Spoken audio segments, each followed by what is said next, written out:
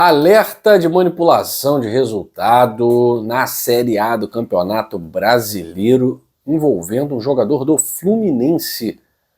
Trata-se de Lúcio Acosta. Lúcio Acosta tomou um cartão no jogo Fluminense e Grêmio, na última rodada agora, 1-1, lá na Arena Grêmio, e a empresa que auxilia a CBF nessa situação de fiscalização, de manipulação, o alerta foi ligado devido ao altíssimo número de apostas casadas no cartão a ser tomado e que foi tomado pelo Lúcio Acosta. É claro que a gente vai comentar, o Fluminense também se manifestou, a assessoria do jogador também, enfim.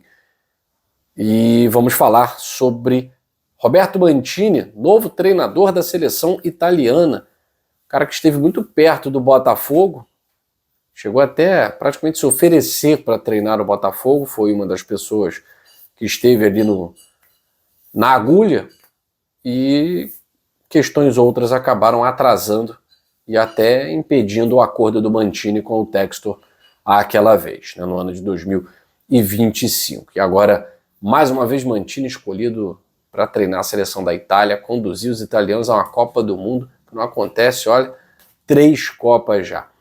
E como é que tá Luiz Henrique? Vai pro Flamengo, vai pro Botafogo, fica na Rússia, tem proposta da Europa, a gente vai falar sobre isso depois do seu like aqui no Dois Toques, a Casa do Futebol. A gente é um canal que fala dos bastidores do mundo da bola, então tudo que acontece no futebol, que nem sempre está dentro das 4 linhas, você vai saber aqui no Dois Toques, tá certo? Vamos lá. Minha opinião, as empresas contratadas pela CBF precisam estar ligadas o tempo inteiro, né? Afinal de contas, já está mais do que provado que existe manipulação de resultado no Brasil há muito tempo. Há muito tempo. E as casas de aposta, elas potencializam isso. Porque é uma forma, inclusive, de pessoas que não ganham dinheiro com futebol passarem a ganhar, né? Muita gente faz uso de forma responsável ou irresponsável, né? Cada um sabe muito bem, ou às vezes não sabe, precisa até de uma intervenção, mas é uma maneira de quem não está envolvido diretamente com o jogo ganhar dinheiro com isso. As apostas em cartão, principalmente quando é um caso muito claro, como foi o do Lúcio Acosta, que desde o início do jogo vinha se embolando lá com as rusgas com o jogador do Grêmio. Assim, estava na cara que em algum momento do jogo eles tomariam cartão. Agora, se os apostadores chegaram a essa conclusão, olhando um jogo, coisa que eu nem estava vendo o jogo do Fluminense, somente estava ali passando, estou vendo que vai dar problema. Não precisa ser muito inteligente para entender que vai dar problema. A questão é se o altíssimo número de apostas no cartão do Lúcio Acosta foi feito antes do início da partida. Porque se foi depois do início da partida, é muito óbvio, né? A gente está vendo que o cara ele cede rapidamente à provocação. Ele também é um cara que gosta de provocação. Meio óbvio, né, que o Lúcio Acosta, numa partida pegada como essa, poderia tomar um cartão amarelo. Agora, a empresa que fiscaliza isso tem sempre que estar ligada. Sempre que estar ligada. E não tem mais esse papo de que, mas o cara já ganha uma fortuna jogando no... O Bruno Henrique tá aí para mostrar que não é porque ganha uma fortuna que não vai se envolver nesse tipo de situação. Claramente envolvido, com processo rolando, até o momento, ele réu, não só como manipulação de resultado, mas em outras questões. Tá? Em outras questões, inclusive estelionato. Então não é o fato de jogar num grande clube do Brasil, de ter altos salários, que evita que o cara participe disso. Porque ele pode participar para favorecer a terceiros, né? O que é muito comum. A gente viu aí alguns jogadores que supostamente estavam envolvidos, né? O Lucas Paquetá, por exemplo, foi um desses, cujo cartão e um número altíssimo de apostas na ilha de Paquetá levantou uma suspeita. Então é sempre para beneficiar terceiro quando se trata de jogadores que atuam nos grandes centros.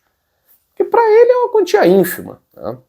Então acho que nós já excluímos isso aí do, isso aí é um atenuante, ele joga no Fluminense, ele não vai nunca participar disso, tá?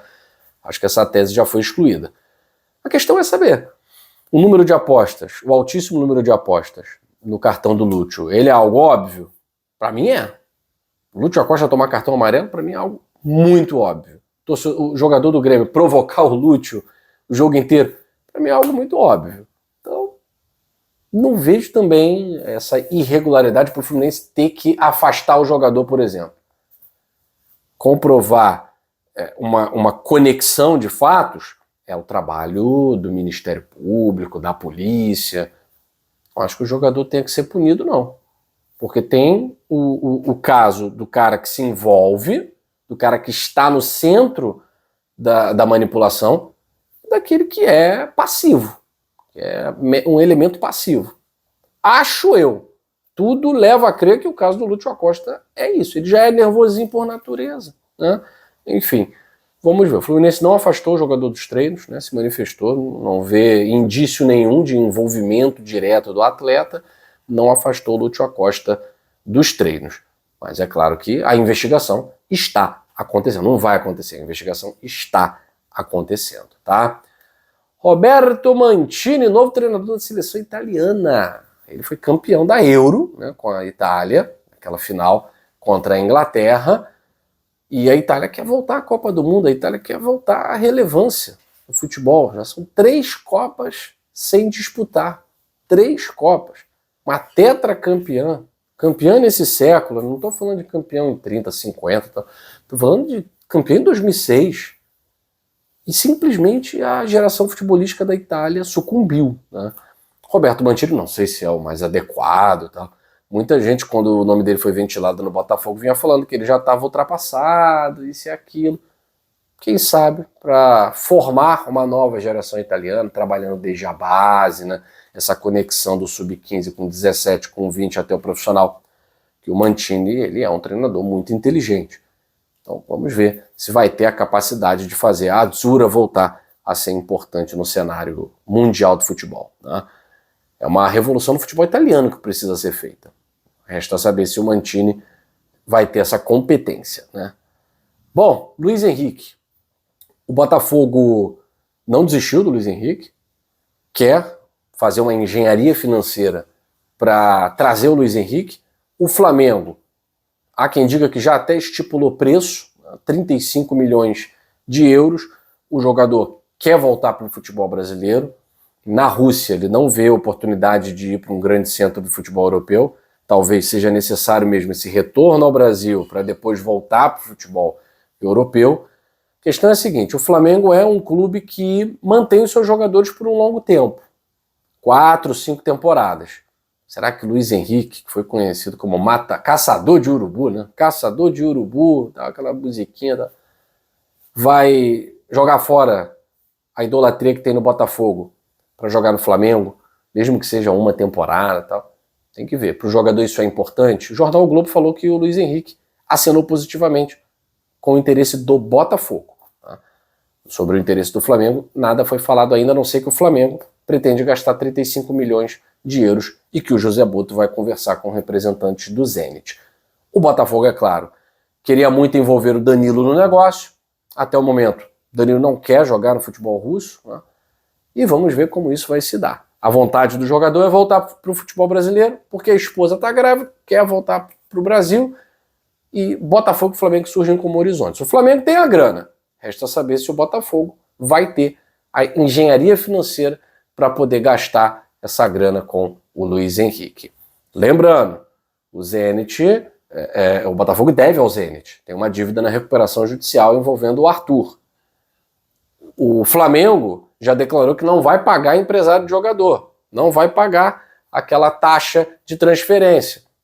E aí, uma situação complicada. Os empresários também têm esse poder, né? Ó, é melhor você jogar aqui para a gente receber o nosso. No Botafogo eles sabem que vão receber. A questão é o Botafogo fazer essa engenharia financeira para trazer o Luiz Henrique de volta, principalmente se não vender o Danilo, né?